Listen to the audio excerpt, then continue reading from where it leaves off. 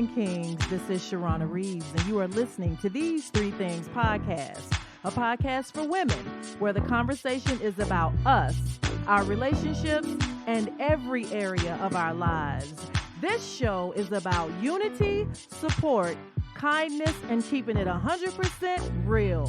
So we can rise up, move. We've got the victory. Burdens loose. These three things. Higher, higher we go. Don't stop, we're too close. Free your mind, let's go. These three things. Hey, you are listening to These Three Things podcast. I am Sharrona Reaves, and I hope you all had an awesome 4th of July. I have to just come out the gate and say both of my kids were home for the 4th. So editing took a back seat to my family. We just spent family time. We beached it. We hung out. We ate good. We just enjoyed ourselves. And so I just focused on that. And also I knew that the next week I was going to run this episode of me and my son, Kenden, talking about mother and son relationships. So it was only fitting that I run the former episode of me and my daughter, Kimora, talking about mother and daughter relationships. You guys will be able to discern quickly from this episode that Kenden had a completely different experience than Kimora. Just the ins and outs and ups and downs of being a young black man in America in a divorced family where you don't live close to your father.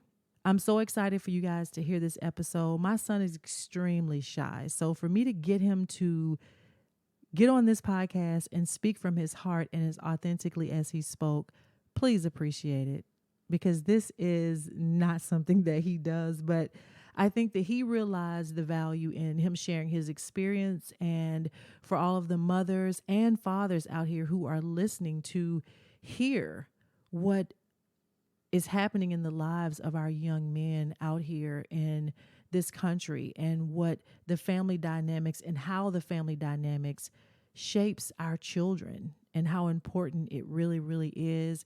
I did not get everything right. I will be the first to say that, but I also am at a place where I have done my work and I'm okay with sharing some of the lows and also obviously the highs of divorce, of raising 2 kids with a very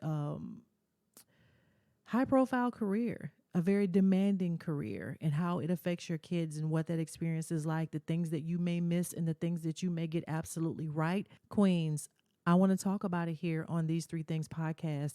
I don't want for any of us to be left in the dark. And so many times when we're dealing and trying to manage all that we have on our plates, we forget that our kids are dealing with their own little set of things as well. So I hope this episode blesses you. I pray over every episode for all of my guests and all of my listeners who listen. Thanks for joining me again this week on These Three Things podcast. And I'll see you back at the end of this episode with these 3 things. Hey, queens, kings, and good people. You are listening to These Three Things podcast. I am Sharrona Reaves, and I am with my son, Kenden Reaves. Kenden, welcome to These Three Things podcast. Thank you for having me, man. You know, it's an honor just to be on here, Well, thank you, sweetheart. It's an honor to have you here. I know it's not easy to get you to get out and talk. A lot of people do not know that Kenden is very shy, especially when he doesn't know you. Once he's comfortable, he'll definitely speak a little more. But for the most part, Kenden's a pretty shy guy. We call him low-key Larry. So it's just nice to get you here to talk about, some cool things and then probably some deep things and just, share your story with growing up in a household that went through a divorce, a household that also moved around a lot. What it's like growing up and being a black man in America today and a young black man in America, some of the pitfalls that you guys deal with and that you face.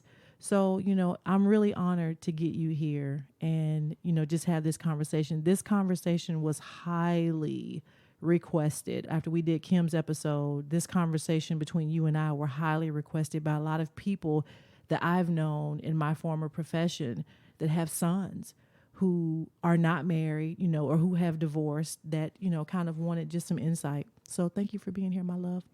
Happy to be here. Okay, so let's start it off, from the beginning. What are you up to these days? Like what's going on with you in your world? Right now, I'm just focusing on, building my confidence in different areas. And I'm just trying to work hard to make money, and put it in a business for myself. And the business is a clothing line that, I dreamed of one day. College and basketball. I know at one time, I know that you were in school and playing basketball. And I think when COVID happened, you pretty much decided just to take a break from school, get into the working world. I know you have your vision for your clothing brand, and you're currently working on creating that and funding that for yourself. Do you feel like you're done with college and basketball? Do you feel like that you've done all of that you're going to do? I don't love it like I used to love it. Basketball? Yes. Yeah. It was at a one point where I really loved it and was doing everything for it. But now I think that has come to an end. Yeah. In some spots, I still love, to go outside or go to the Y and shoot hoops with people, But yeah, I feel like it's has come to the end. Come to an end for you. Yeah. And what about college? Do you feel like that do you feel like you'd be solid as far as that's concerned without the college piece? Yes and no. Mm-hmm. I feel like if I have a good mentor that I can learn from, I don't feel like I would need to, pay all that money just to go to school. Yeah. When I can just, learn everything I need to learn from somebody that is already going through it in the direction I want to go. Yeah.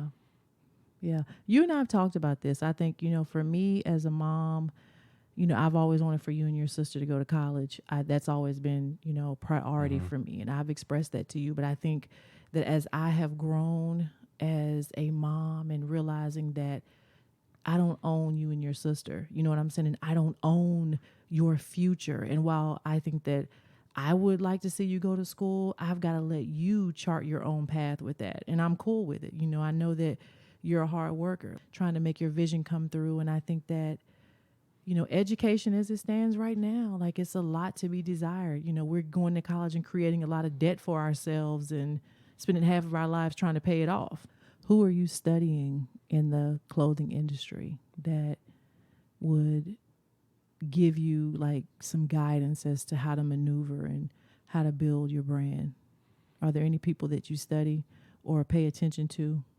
On Instagram, it's a guy named Keenan Williams that I'm a part of.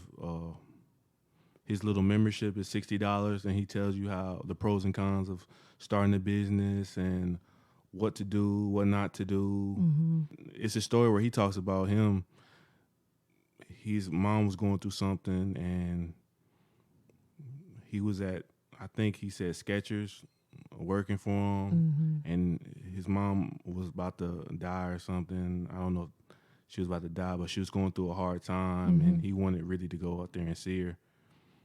And his manager told him to go out there and sell some more shoes. Wow. Well, when he asked if he could go see his mom, and he said from that point on he quit. He said he's gonna start on his own. And he said he started with $300. Yeah. That's all he had, and he's a millionaire now. So yeah. So that's who you're following. That's who you're like getting advice from and mentorship. And do you feel like the information that he's given is good? Yes. Yeah. Because he's done it from the ground up. Yes. Yeah. That's what's up. So let's move into you and you coming into this world. A lot of people don't know this, but I'm going to tell you guys a quick story. It may not be quick, but it is the background of my son coming into this world. I met Kenden's father, my ex-husband, Kenley, when we were both at Troy State University. And it was Troy State University back then. It is now Troy University in Troy, Alabama. And Kenden's dad and I started seeing each other. Kenden was conceived, and I was an assistant coach at the time that Kenden was conceived. And I was at a point in my career that each year I had been at that school, I was getting job offers every year to go to different schools.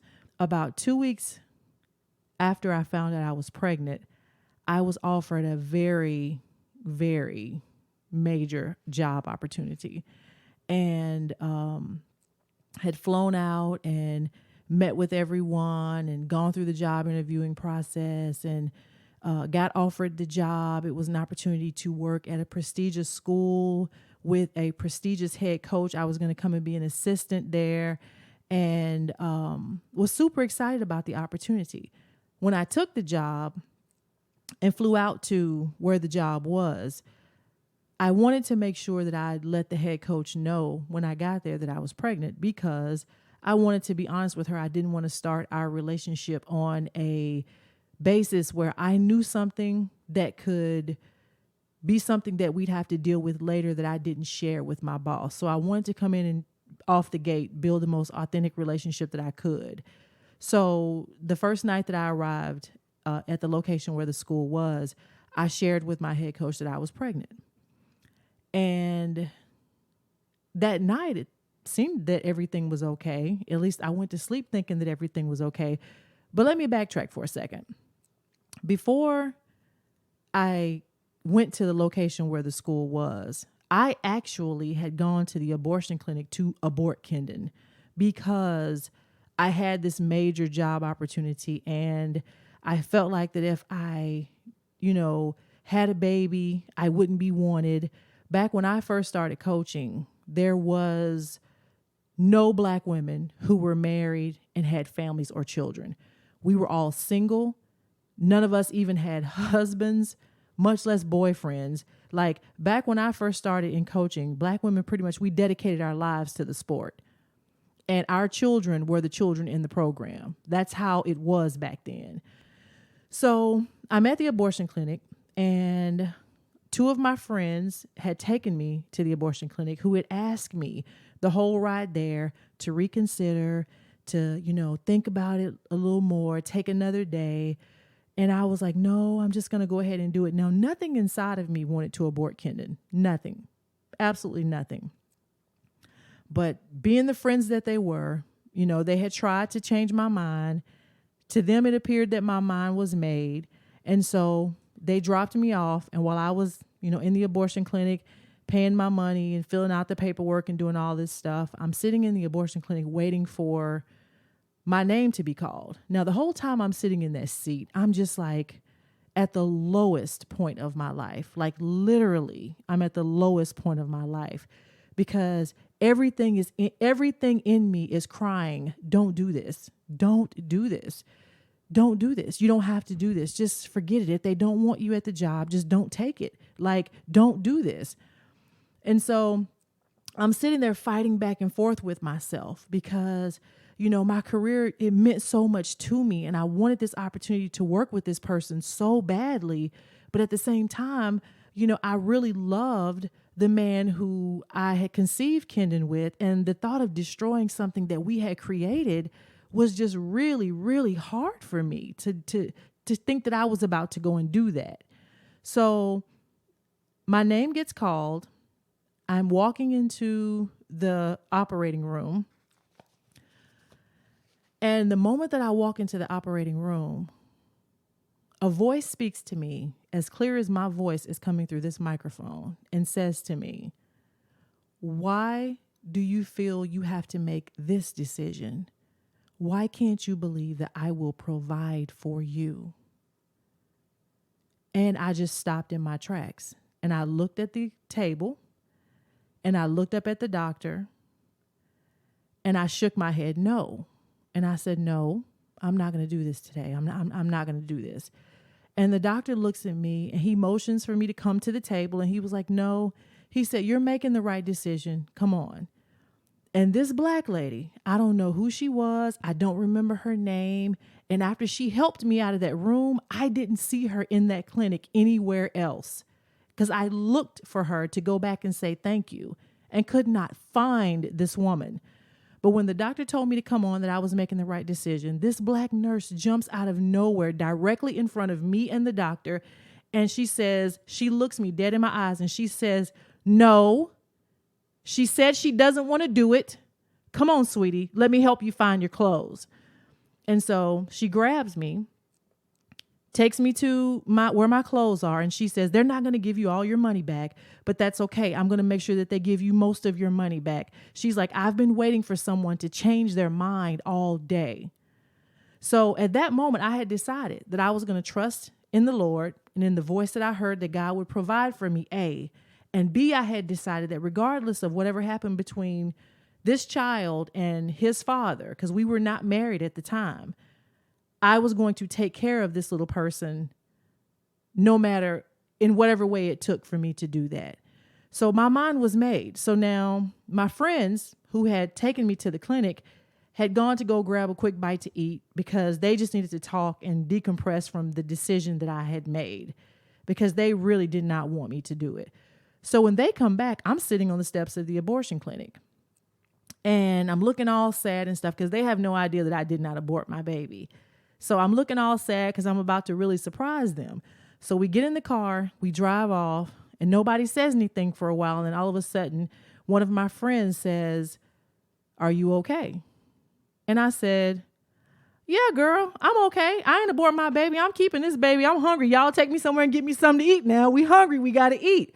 My friends put the car in park in Atlanta, Georgia, because this is where we were at the time. Put the car in park in Atlanta, Georgia, in the middle of a busy intersection and just start doing a whole praise dance around the car. We are out in the middle of the streets of Atlanta. My friends are just thanking God that I did not do it. And we laughed about that and laughed about that. And I got in that car and I did not look back. Fast forward weeks later, I'm at the location where I'm about to start this new job. I'm now 3.5 months pregnant. And I'm telling this person that I, am pregnant. I'm hoping that it's going to be okay, but I've braced myself for the worst. Now, can you imagine being a woman having to tell your boss that you're pregnant and wonder if you're even going to have a job? Black women in coaching today have no idea what that must feel like. Because, I look in the landscape of coaching today and I honestly, truly am so happy to see so many Black women with families and children and, being head coaches, being assistant coaches, single women, being assistant coaches, raising children. I only know of one other assistant who has recently had to leave a school because of the rules at that school and her being a single mom pregnant. But outside of that, Black women have been able to just have a whole full life and still be in the profession of coaching. And that makes me happy because at the time that I was entering the game as a young coach, that was not afforded me. So I tell the head coach that I'm pregnant. And that night, seemingly everything was okay. Later, as in 3 days later, we ended up having another conversation where I was basically asked to have an abortion and reconsider my pregnancy. I think is how, and I'm using air quotations, how the conversation went, to reconsider my pregnancy because I was young and I would be able to have more children down the road. So then I shared with the person who was asking me this that I had already gone to the abortion clinic to abort my baby and I couldn't do it. So it was considered, but I couldn't do it. So after more conversation, I go and I call, at the time, my boyfriend, and I'm like, "Hey, this is going on. They're wanting me to reconsider the pregnancy." He was like, "Did you tell them that we've already done that and we decided that we're keeping the baby?" And I was like, "Yes. And, I think that these people really want me to reconsider." And he was like, "Well, just tell them that you're going to come here and we're going to talk more about it." So a ticket was bought for me to fly back to Alabama so that I could meet with my baby's father, my baby daddy, and talk about what we were going to do. So I get back to Alabama. He and I sit it seemed like forever in silence. And then he kind of looked at me and he was like, well, hey, I was thinking about going home to Jacksonville. You want to roll? And I'm like, yeah, let's go. We get in the car and go to Jacksonville and visit his family because our minds have been made. Long story short, I end up going back to the institution. Well, we were in the middle of July recruiting at this point, and I meet this particular coach out on the road, and I tell her that I didn't abort my child. And I explained to her that I already went to go do that and I couldn't do it. And basically what happened the next day, I was stripped of everything the university had given me, stripped of every financial advice, financial meanings that I had. I had never even received a paycheck from the job yet. So I was basically living off of the school credit cards and then just whatever little money that I had, which wasn't a lot because I wasn't really coming from a very high paying job at the time.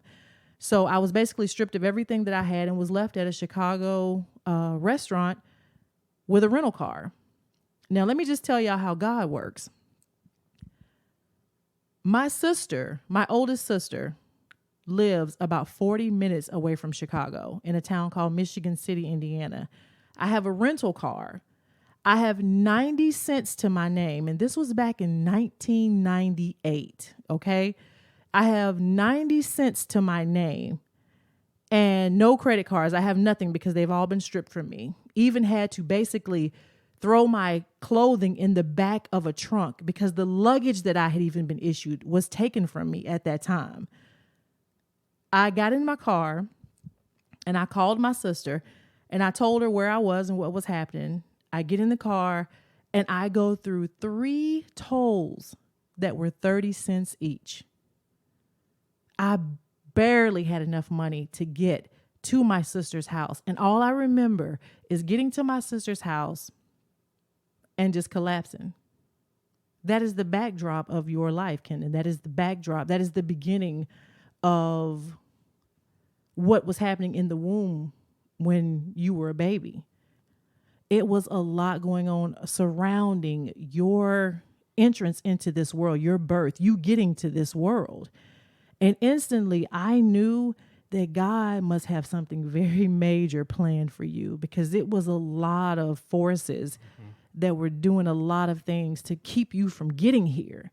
So when you hear that now at 22 years old, and I've shared it with you along the way, and you've seen the person that was the person who asked me to do it. You know, you've never talked to this person or never met this person, but you've actually seen the person in real life. Yeah. What does that make you? How does that make you feel? And what does that make you think to know that all of this was happening about you being born? It shows I have a blessing over my life, like you said. I mean, wow. Where do I even start? You know, from you losing your job, from you walking off the abortion table. I mean, I'm just so happy that you didn't give up on me. You seen it through, and God has provided every step of the way, every single step. And I'm just so proud that you're my mom, even though even the bad, the good, if I had to do it over again, I will always pick you because you've been there for me my whole life, you know, through the good and bad. And well, you've been my day one since day one.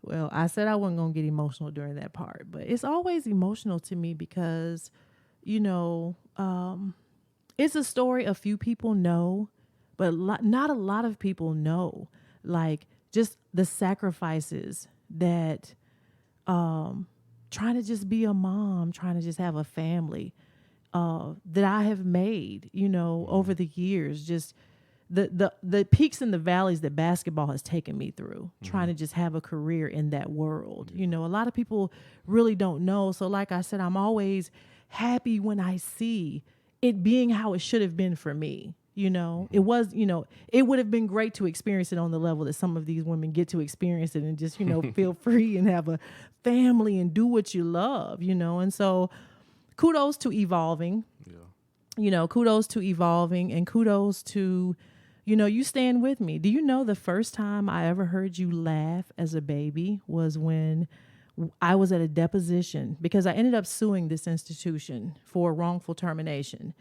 And I had to fly back and forth to this particular area for depositions. And I was breastfeeding at the time, because I breastfed Kenden for over a year. I think I nursed you for over a year, like maybe 16 months or so. So you had to come with me. So I couldn't leave you and fly out to the depositions. I had to take you with me because I was nursing and I was conventional. I was not going to pump milk and leave it behind for you. You were going to get the real thing. So, you know, I took you with me. And the first time I ever heard you laugh was in the attorney's office. You were strapped in your car seat, and I had grabbed your little arms and pulled you you were all buckled in, and I grabbed your arms and pulled you close to me to kiss me. But the fact that you were buckled in and you didn't lift up out of the seat, you thought was funny. And you just laughed so hard. And I'm looking around and I'm like, did y'all hear that? He just laughed. He just laughed. It was like the deepest little giggle. And I'm in the enemy's territory. So obviously nobody was looking back and feeling very, chummy about the fact that my baby just laughed for the first time. But I'll never forget that, because you had the most gut laugh as a little baby about that. Somehow that just tickled you. But yeah, so we made it, 22 years later, here we are. And I can't even imagine my life. Going strong. Yeah. Going strong, for real.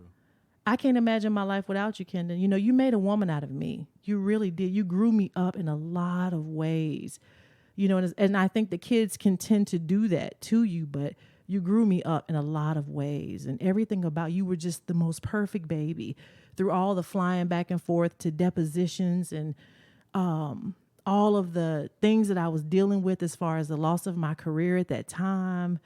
You were just the perfect little baby. You would sit in hours and hours and hours of depositions and never cry a peep unless you were hungry.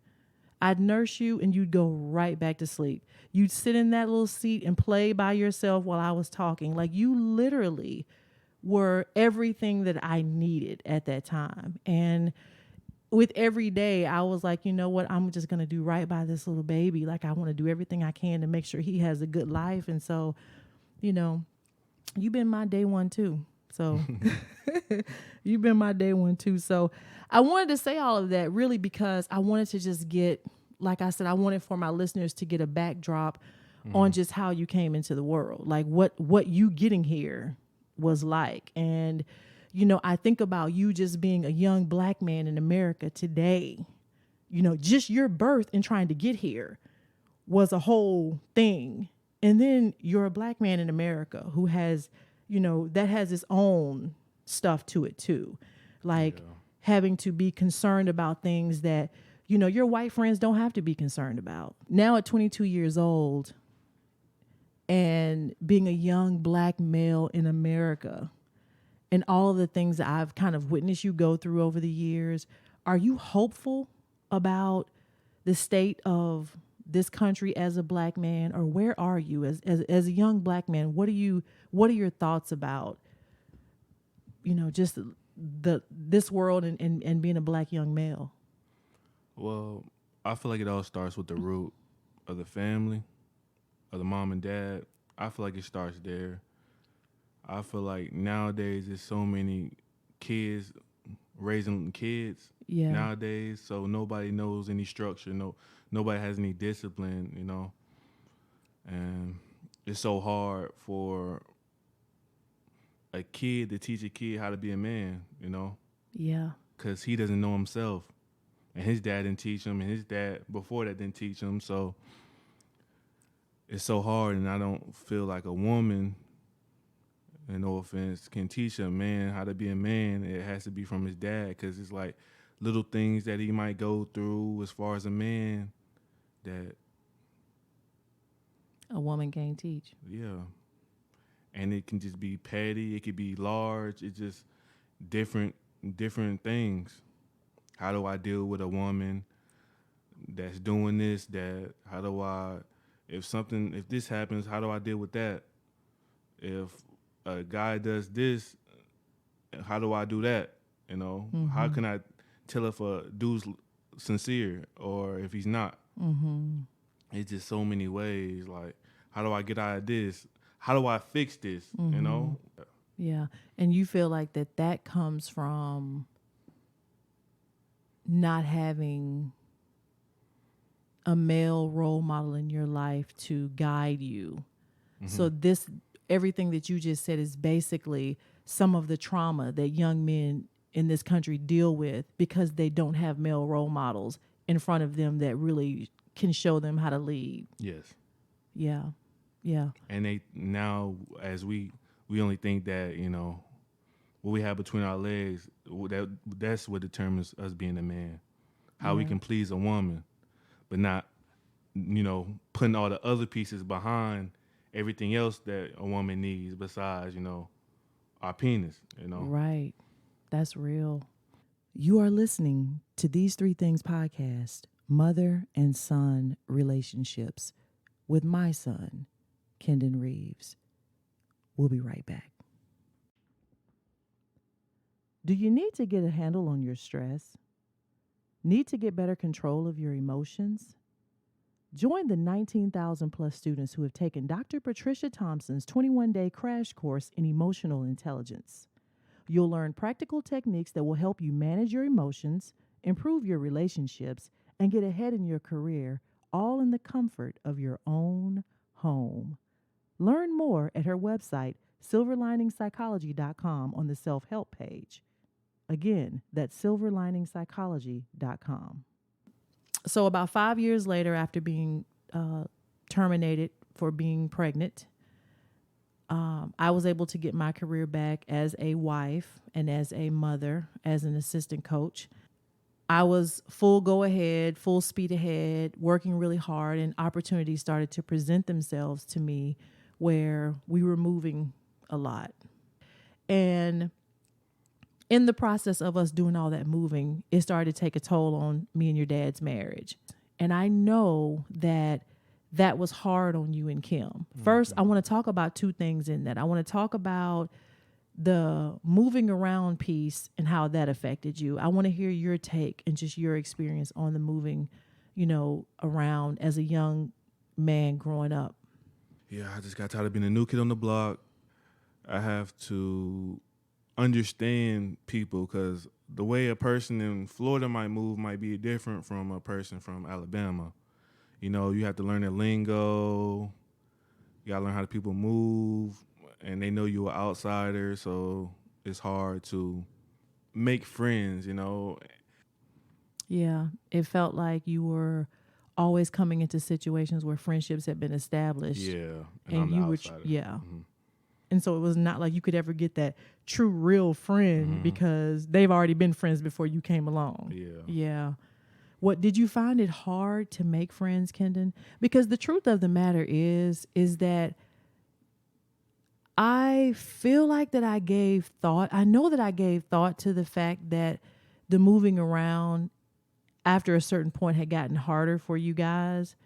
But as you guys have gotten older, we talk more about things now. And I think you guys are voicing like some of the things that you've gone through, which is part of the reason why I'm having you guys on episodes, because I think it's so important for families to be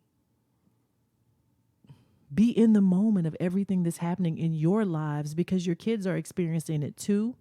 And a lot of times we just assume that you're going to be okay, that, you know, because we're going to put you in a nice home and you're going to be able to have nice things, that it's going to fix all of the other things. And I don't think that I ever really gave thought so much to you guys always being, you know, the new kids, because you always made friends, but I don't think I understood the depths of the process that it took each time for y'all to do that. Because you're right. You know, we lived in New York, we lived in Florida, we lived in West Virginia, you know, all three of those places, people move it completely different. And you guys were having to figure that out with each move. And so my question to you is, was it hard to, get yourself up to make friends? Did you ever get to a point where you were just like, I don't even care if I make friends. I don't even know how long I'm going to be here. Or was it always important to you to have friendships wherever you were and try to cultivate those as much as you could? I'm gonna say yes and no. When we first started moving and stuff, it was more important for me to make friends because I just didn't want to, feel alone. Right. And out of that, I ended up making bad friendships with people I shouldn't be friends with just because I want to have friends. Yeah. They might, talk about me behind my back or something like that, or do some stuff that I don't necessarily agree with. But hey, I'm just trying to make friends and stuff like that. So I end up picking the wrong friends that now looking back don't really care for real. I think that as far as Kim was concerned, your sister, I knew more what to tell her. I knew more of what she needed to pay attention to as a girl. Once me and your dad split up, there were a lot of things about the dynamics of male relationships that I didn't know to tell you. I didn't know to tell you to pay attention to this and pay attention to that. So I don't know if I was as engaged peer pressure wise with you as I was with your sister. I think I just assumed, like most women with sons assume, in some part, especially because you were always in sports, you were always playing basketball. So most of the time you were around basketball kids. Yeah. And a lot of mothers tend to think that, if they're with other kids that are playing sports, for the most part, they're probably okay. They're probably cool kids or whatever. How bad was the peer pressure for you coming up? Peer pressure was mostly for getting girls. That's what our peer pressure was. It's about who's the biggest alpha, who can get the most girls. And me, I was, from moving all the time, I was more an introvert. So you said peer pressure was mostly about, for boys, getting girls. And by getting girls, do you mean like having sex with girls? Yeah. And how soon do you feel like that started, the whole peer pressure about the getting girls thing? High school, freshman. Okay, so it wasn't middle school or? I mean, middle school, yeah, it can be in middle school too, but mostly high school. Mm-hmm. I'm pretty sure now middle school too. Uh-huh. So what is it like because you mentioned being the introverted kid because you've moved a lot and you don't really know a lot of these girls at the school, like some of the people who have been at that school already. So you're probably not out here actively pursuing girls on that degree like your friends are. Yeah. Were there comments being made to you about the fact that, hey, Kenden, why don't you have a girl? Or why ain't you, getting girls? Or Kenden, are you getting girls? Was there peer pressure coming at you like that? I won't say like that. I'll just say they just make jokes about it. Like, oh, you're not getting girls, or you ugly, or no girls want you, and then sometimes it wouldn't even be like that. You just feel it in yourself when you can see all your friends getting girls and you don't get anything. So it's personal peer pressure too. Yeah, it's personal. Like, dang, I can't get nobody. Nobody wants me. So now it makes you feel bad, and you have less confidence in yourself about it. So what can parents do to help y'all process that in high school so that you're not out here becoming sexually active before you're ready to be sexually active? Even though I understand and I'm full aware that it's very common that your friends are having sex at 15 and 16 years old. But let's just say you're not there yet. You know what I'm saying? You're not comfortable to be going there yet. What can parents do to help their children process that? Is there a conversation that we need to be having with you about it, or what? I feel like, because some kids might not tell their parents what's really going on. So to me, I feel like it's a part of growing up where, having to have thick skin, having to be okay with yourself, having to agree with your flaws, deal with them and be okay. I feel like that's a part of growing up. I feel like high school is where you start to find yourself. Yeah. Yeah. And your own personal strength. Mm-hmm. Yeah. So I guess for us as parents, the most that we can do is encourage you to do what? Be comfortable with yourself, trust yourself, do what feels right to you when it's the right time. Yeah. And like you always told me, my time will come. back then I didn't feel confident. I didn't feel good about myself, and I was a little chubby back then. I grew out of it, and now I feel more confident in myself. I can get girls if I want to. Yes, we know. But back then I didn't, and the girls that I see now, I don't even check for them anymore that I Right. used to back then. Yeah. So I feel like everybody's time will come. So, out of all the places that we live, let's talk about that for a second because what a lot of people don't know is that Kenden went to prep school for 2 years. I removed Kenden out of high school when we lived in West Virginia, and he was put into a prep school in Winchendon, Massachusetts, which really is, we call it the North Pole because literally it's freezing cold. Like he was put I put him in a prep school there. Because of all the moving around that we had done academically, it had taken its toll on you. And I knew, as your dad knew, you were an extremely smart kid as a young child, but all of the moving and the inconsistencies and the levels of education at the places that we were moving to, it affected you differently than it did your sister. And I wanted for you to really grab hold of all of the spots that you had missed and realize how smart you were. And can you tell the story of how when you first got to Winchendon, you had no idea what you were doing in math, and by the end of the school year you were tutoring in math? Can you tell like that story that you told me when you called me one day and was telling me about what was going on? Well, I'm gonna even take it back even farther. Me in West Virginia before I even moved, finally feeling like I had a solid friendship with people.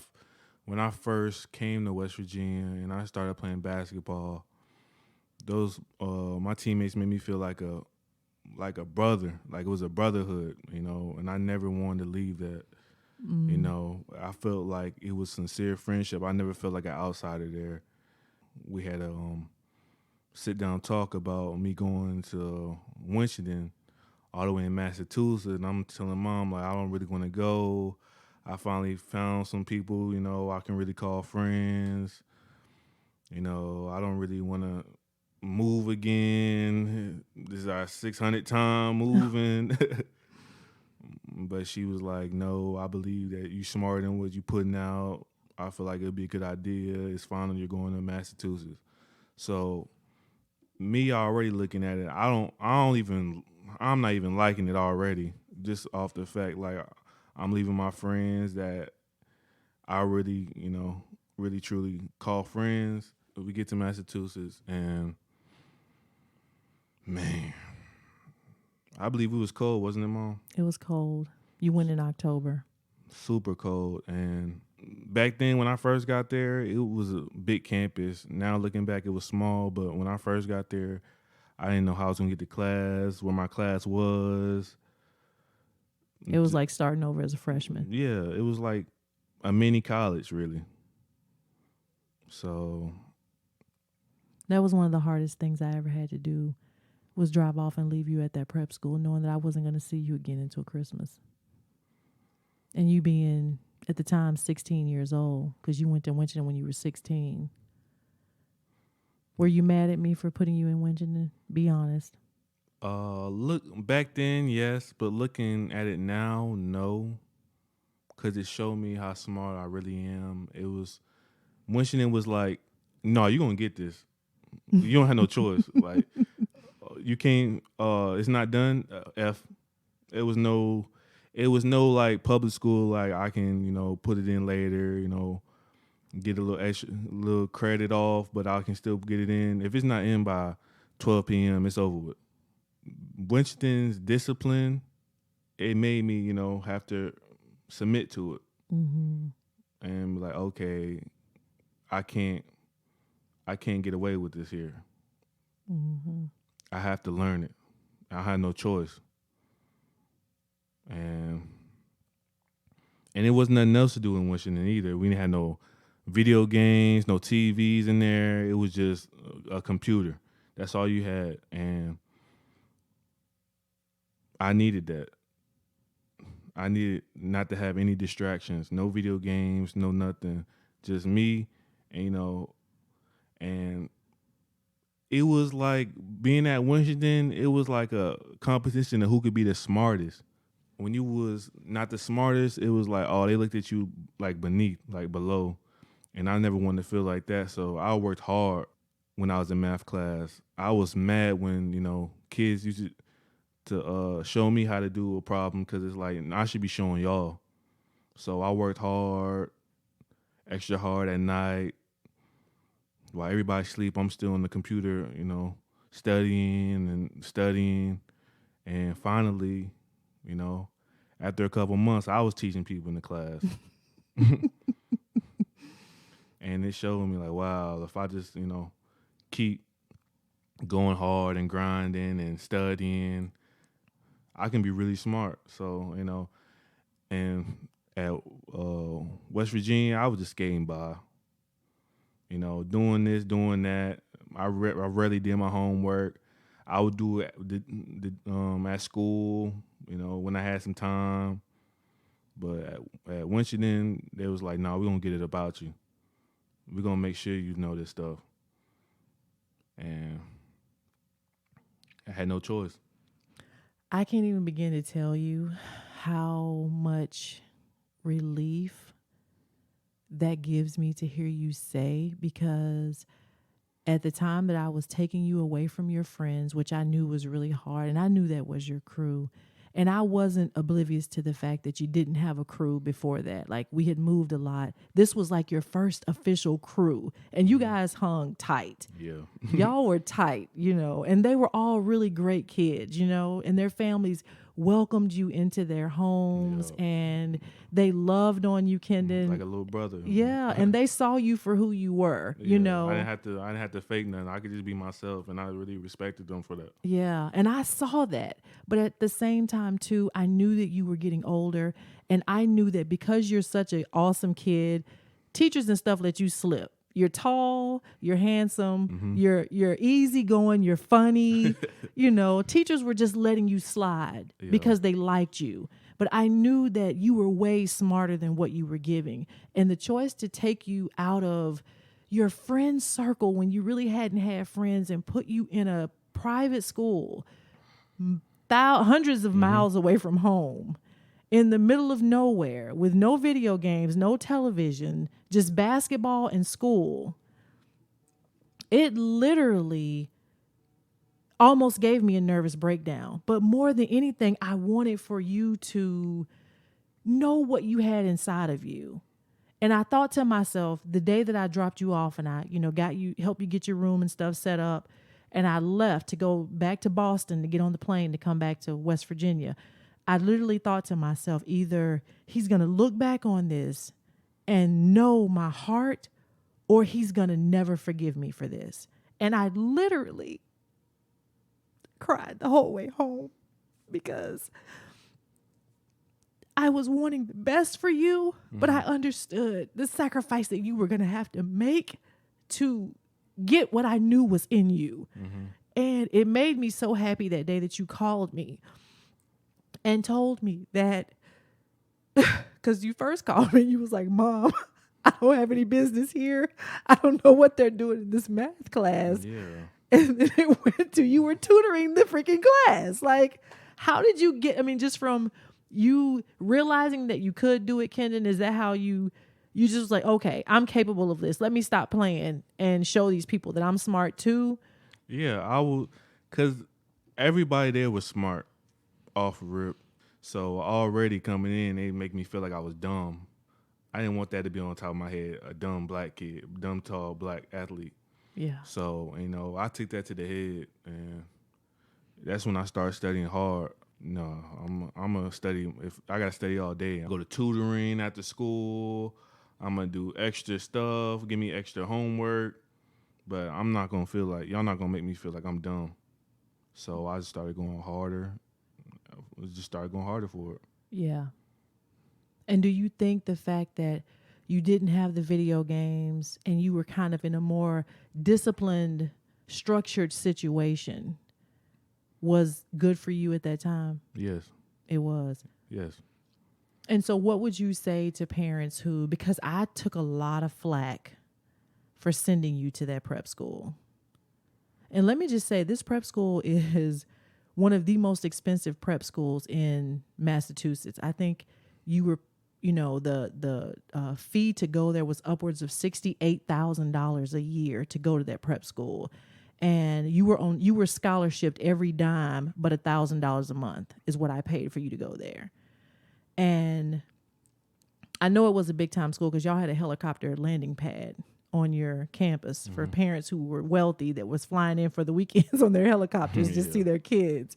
So I'm glad that you realized what was in you, because that's what I wanted for you to see, so that nobody else could make you feel small, or also too that you wouldn't diminish your own self and have doubts about your own level of knowledge and wisdom and smarts. Do you understand what I'm saying? Yeah, I get what you're saying. Yeah. So I guess my question to you is, for parents who are raising sons and you see your son underachieving, you see him not doing everything that he can do to be at his best, what would you recommend that they do? Because that was the thing that I knew to do. Your dad and I had split up. I knew there were things that you needed as a man that I couldn't give you. I knew that there were levels of discipline that you needed academically that I couldn't oversee because I'm traveling all the time and I'm working all the time. And it was just so many demands that we all needed,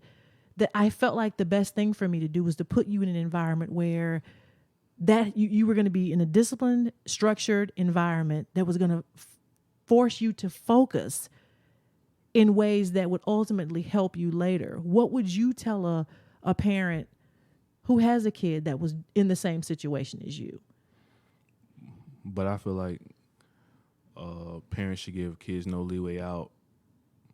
And I feel like parents should go directly to the teachers, not to the kids, because the kids might flim-flam you know, and give you and throw you off and make you seem like everything's good. And then when you see the report card, it might have a D or a C on it. But I feel like all parents should go to their teachers, you know, during parent-teacher conference and see, where's my son's flaws are at. You know, show me what he's doing good in and show me what he's doing bad in. Because you don't always want to feel like your kid's not being good enough. Right. Praise him on the stuff that he's doing good, you know, as well as you showing him, as well as you demanding better in the stuff that he's doing bad in. So he never feels like mom or dad just always going down on me or something like that. So he doesn't fold, you know. Yeah. You know, bring him up because he knows that he can, you know, he can come to that level that you need him to come to. Yeah. Where he can make B's and, you know, A's. Can I jump in and just say, for all of the mothers who are listening to this, who are raising sons, be it by divorce or by single parent, I want to say that this is an area where I made a mistake, because after their dad and I split up, I felt like I then needed to become mom and dad. And while as a woman, I knew Kim was looking at me and knowing how to emulate and model, I could model in front of her and she could watch me as a woman, you know, struggle and bounce back, you know, go hard on my job, watch my work ethic, you know, see me as a woman and take things from me. And also too, you know, having a lot of conversations with her. I felt like for you, I needed to just be hard all the time because I had to take up, you know, that male role. And there were times where I wasn't praising you for the good. I was only noticing the things that might get you in trouble, might get you killed by the police, might, you know, mess your life up. And I think looking back now, and I've apologized to you about that since you've been older, that what you really needed from me was to still like just love you and not, you know, of course, call out the bad things that you're doing, but do more of the praising you for the things that you were doing right. Yeah, and in that sense of you can't baby your kid, but also you can't break down his confidence too by always preaching the bad that he's doing. You know, it's got to be a mixture of both. Like, oh yeah, you're doing good in this, but you can also do a little bit better in this, for instance, or you're doing really good. And when he's doing good with at everything, praise him for that, Keep up Yeah. the good work. And if he's doing bad, then you got to discipline him, But I feel like it's got to be a mixture of both. Hey, queens, kings, and good people. I try so hard to just do one episode, but there was just so much for me and my son Kenden to talk about. We haven't even gotten to his dad and I breaking up, how that affected him as a young man, mentally, emotionally, physically. We haven't gotten to the part where we talk about the pitfalls that our young men are faced with daily. There's still so much left to this conversation. I will share the rest of it with you next week, and 3 things to take away from this episode with my son, Kenden Reaves. Forgive me for the part 2, but trust me, you'll want to tune in and hear the rest of what this young king has to say. I'm so proud of him. He's so super shy. So for me to get this time with him and to get him to speak so freely means the world to me. I hope that you're enjoying it too. And I hope you'll tune in next Tuesday for part 2 of mother and son relationships. I'll see you next week. If you like what you've been hearing today, I encourage you to go to wherever you're listening to this podcast and leave a review and tell me what you loved about this episode.